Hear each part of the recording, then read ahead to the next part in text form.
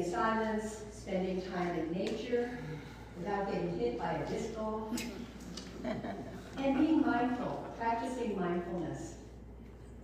By awakening from those thoughts that keep us distracted from our true essence, we can experience our wholeness, our divinity, even in the constant flow of the comings and goings.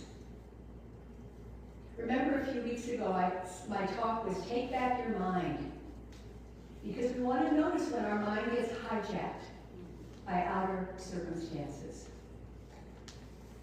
Ernest Holmes, our founder in The Science of Mind, said, "Nothing can hurt or disturb my spiritual self.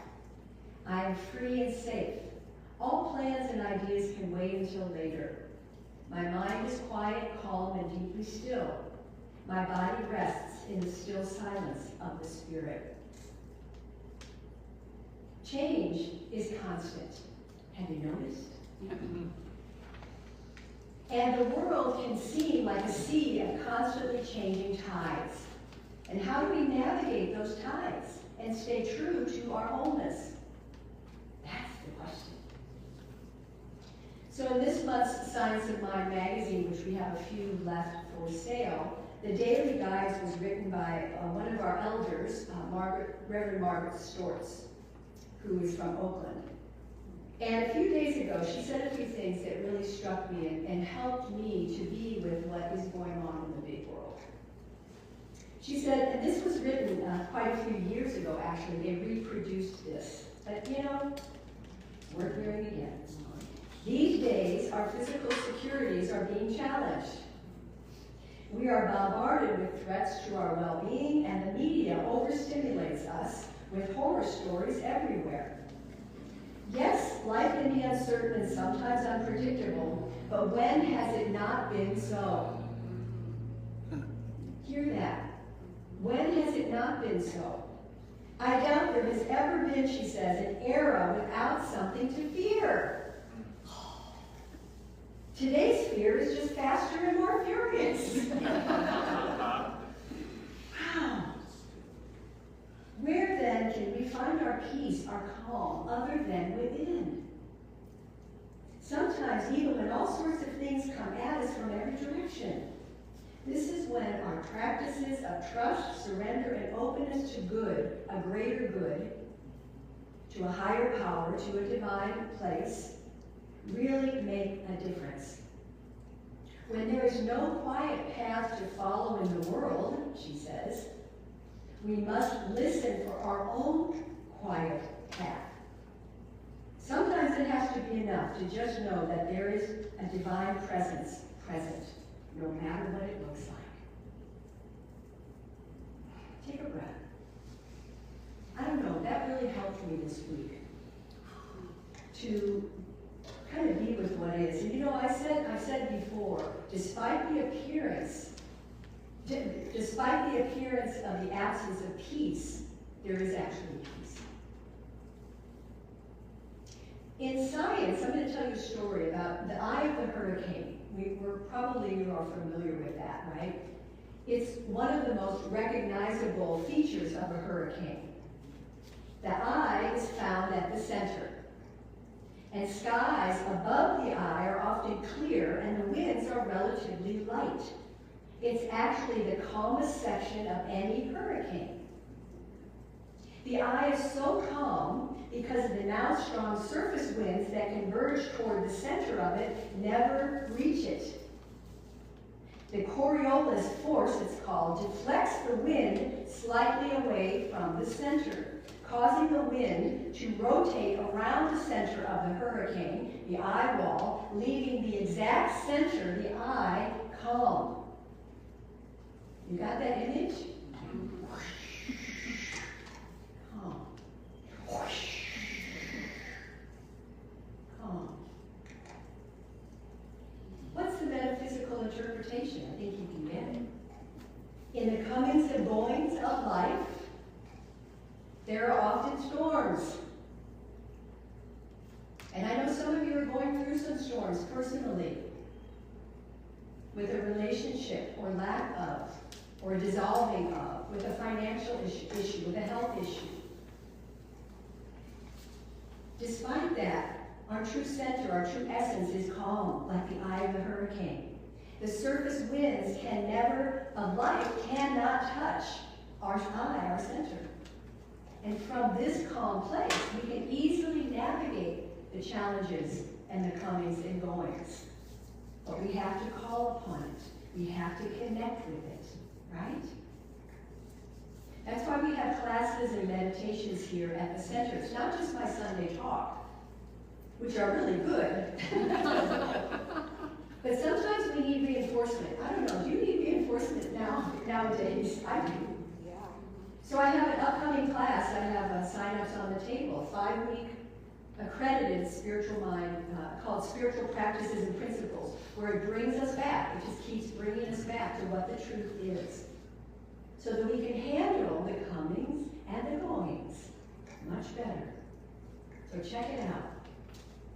Let's affirm, I am calm amidst the storm. I am calm amidst the storm. And I go with the flow of life. And I go with the flow of life. I am calm amidst the storm. I am calm amidst the storm. And I go with the flow of life. And I go with the flow of life. Life with a capital L. Life with a capital L.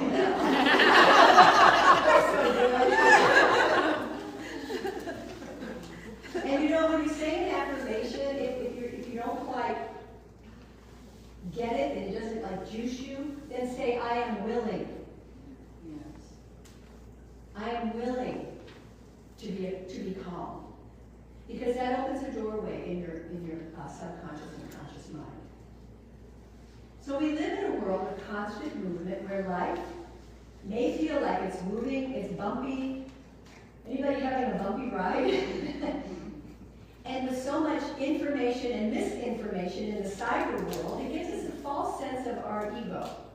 And this is the mental image or idea that who we are only comes from our social and cultural conditioning. But that's not who we really are.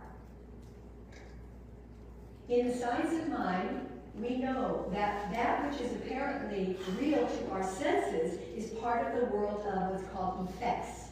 It's an effect.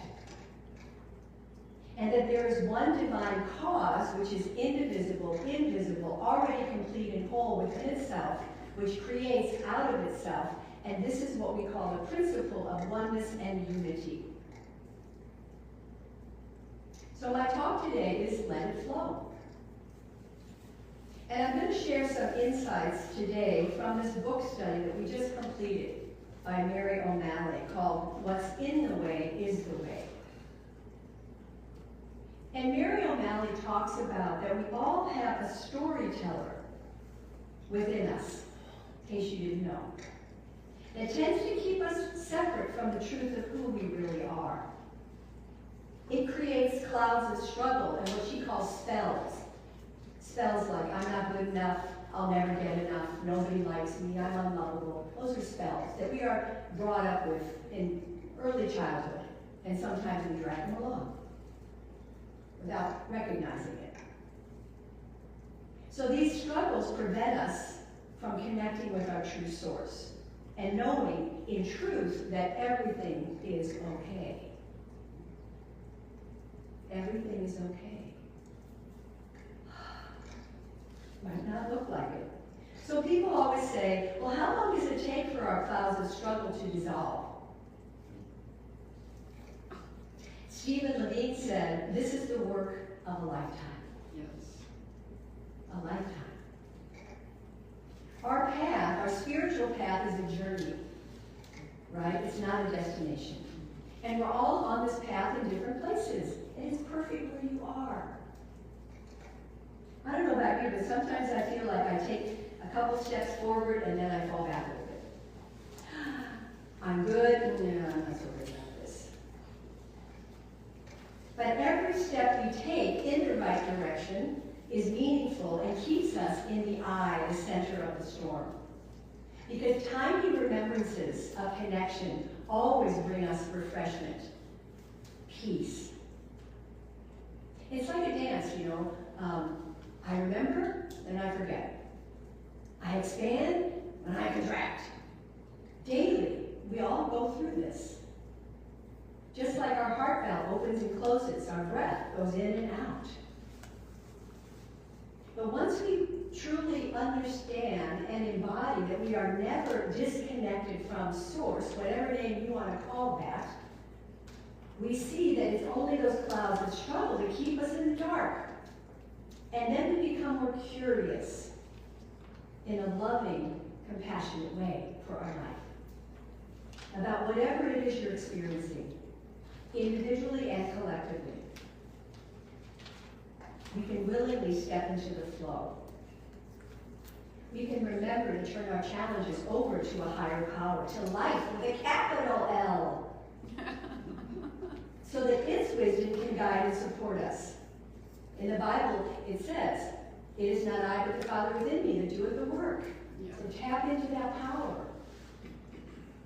Are you up for that? Yeah. Tapping into something that's a little bit bigger than you. Let's affirm, I turn my challenges over to life. I turn my challenges over to life. With a capital L. With a capital L. That's so good. I want to bring Gavin up here for a moment. Can I have that microphone? Gavin was one of the people in the class, and the last class, I had them write a page of a summary of what they got from this course, and Gavin's going to just share a few things about what he got. Let's see if this is still on. I think so. Just hold it up closer to you. Mic check. Yeah. Good. Got What's up, everybody? Hi. Okay. What I got in this class.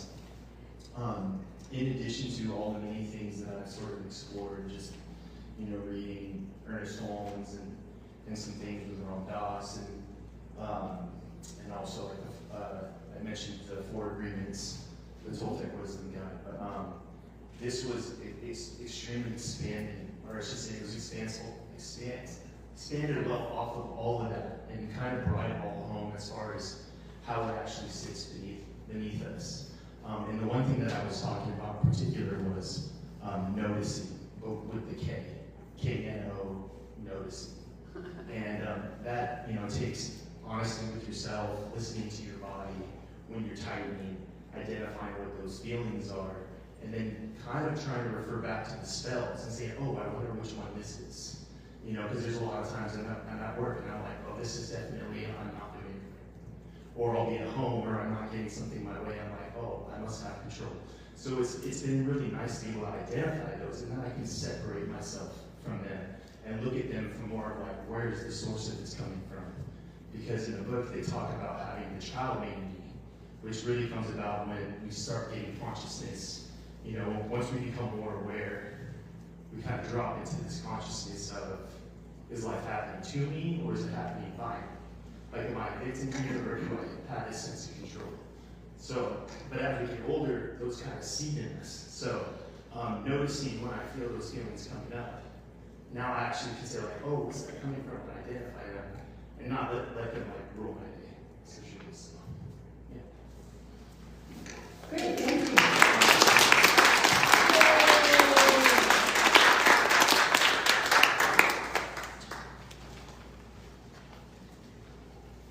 So Mary O'Malley talks about the four lets, L-E-T-S.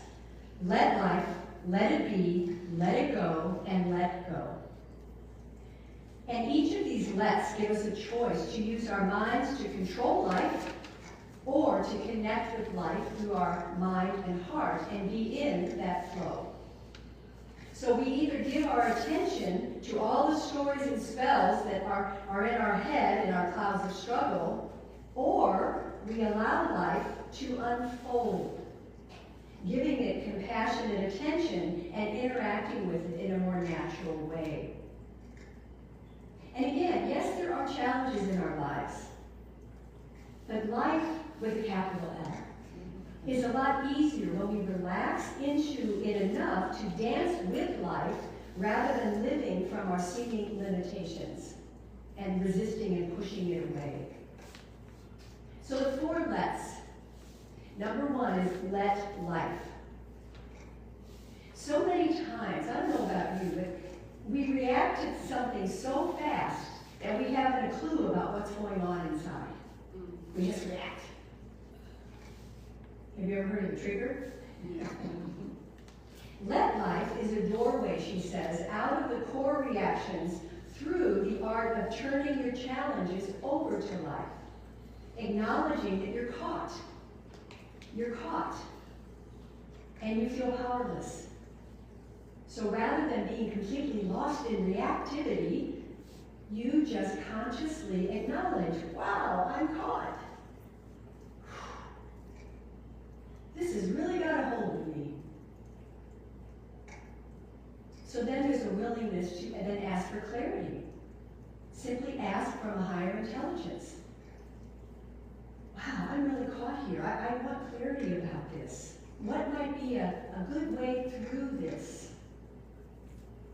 Can you feel the difference in that question then? Why is this happening to me?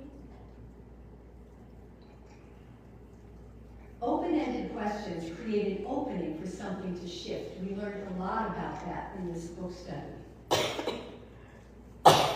Bless you. So take a deep breath and just imagine and contemplate the possibility that you are not living the dance of life alone. That you have support.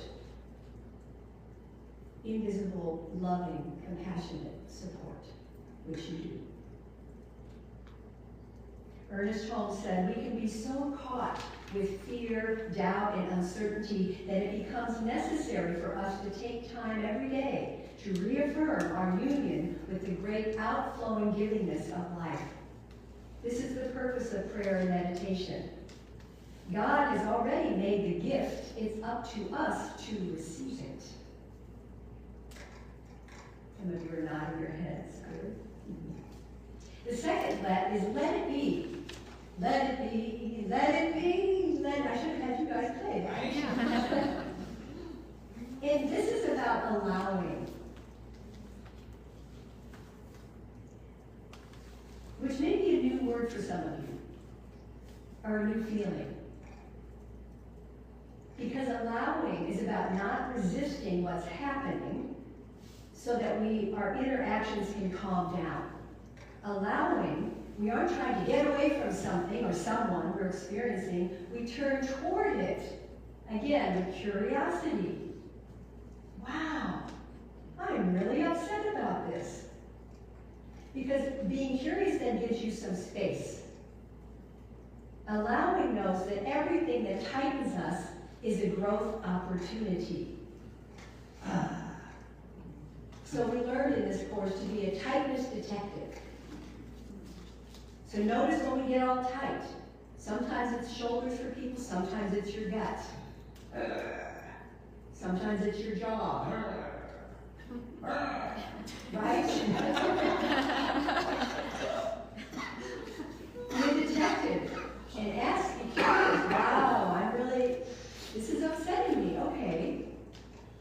You're not pushing it away, you're not resisting it. Again, you're letting it be. So that it opens that door for you to show up to life. Let's take anxiousness, for example. Has anybody ever been anxious? No, I don't know that. Well, imagine this is a feeling that you have known a lot in your life. And when it shows up, you try to resist it. But through let it be, you turn your attention toward it.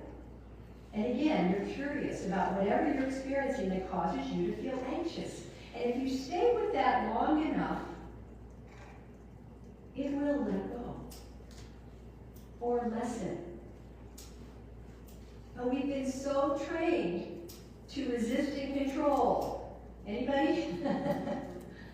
So we can simply say, I choose to be with this. And I let it be. Take a breath. The third let is let it go. This is a place where we begin to soften around the spell that we notice and simply allow it to pass through us. So let's take the feeling of anxiousness again and say you explored it through, just let it be. You can see a pattern of belief that was conditioned inside of you, maybe from a very young age. And then you're able to say to it, oh, this is just anxiousness, and I really don't need to tighten around it, and I don't need to carry it with me anymore. You aren't interested at this point in following the storyline and resisting its energy and pushing it away. You simply let it go and bring your attention back to life. Believe me, a little bit of unhooking from our old dramatic stories goes a long way. I know some of us love drama. But take a breath. And how's that feeling? How's it working for you? Ernest said, everything we think about shall be animated by the divine presence, sustained by the infinite power, and multiplied by divine goodness. When we remember to connect. So our willingness to not get caught in the drama becomes stronger as we develop our capacity for compassionate curiosity. So I think if anything from this book we got is the curiosity and notice what you're noticing. It really will make a difference. And the final let is let go. Just let go. And this brings us into the joy of actually relaxing into life. And here again, we remember to stay open rather than trying to manipulate and control everything. We can't. You see that the great river of life has been flowing and unfolding long before you came here, and you realize that life happens. Not the other way around. You know, the other thing you hear. With an S. Shift happens. Shift. Life happens. You don't make it happen. You learn to step back and bear witness to what's unfolding. Here in the Science of Mind, we often say, let go and let God. Let go and let good. Let go of your burdens. Let go. Let go of the grip. Take a breath. Smile. You're on a nice camera. It's watching. Let's affirm, I welcome life as it is right now. I welcome life as it is right now. Again, I'm not convinced. I welcome life as it is right now. So there's another little story I want to share. A Tibetan Lama told Andrew Harvey, who was the author and teacher of many mystic traditions, that once you see what's really going on here, you will nearly die laughing.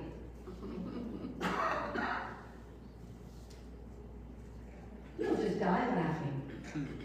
We have been trying to control the uncontrollable, keeping ourselves tied up in knots. We have been like gnats on the back of an elephant, trying to control the elephant and feeling very frustrated that it never quite works out. When you finally stop trying to control life and instead show up for the ride, you discover that this is where the joy is. Even the greatest of challenges will open you back to the meadow of your being or the calm eye of the storm. Guaranteed. Remembering to come back. So this week, I invite you to take the opportunity to remember, to live from your unity consciousness, to live, speak, act, think from that place that's the I, your sacred center, and to listen to your quiet path, knowing that within this hectic and ever-changing back and forth of life, you are always in the divine womb. Always. You are not separate from life. You are life itself, actually. And remember, when needed, take a moment to pause whatever you're doing. Notice what you're noticing. Notice where you're tensing. Is that tension serving you? Can you relax? Can you be curious and remember who you really are? And that is that you are the flow of the divine as oneness. Yes, you are. So take a breath. And I invite you to just close your eyes for a moment and find stillness.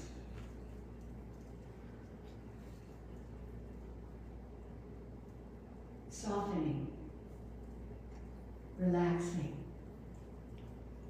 observing yourself, breathing, feeling whatever you feel. Notice what you're noticing.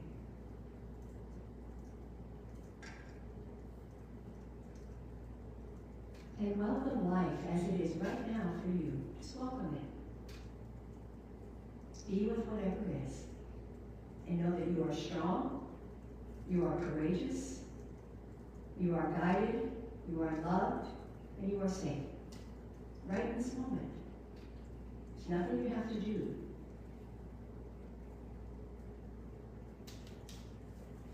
And so we're grateful, so grateful, that we open to the flow of coming and going.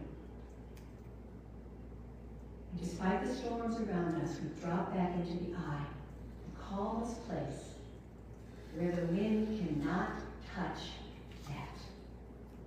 that place. Ah, yes. And so I hold that space for each of you this week, in life, in love, and in joy. And so it is. So it is. And let's welcome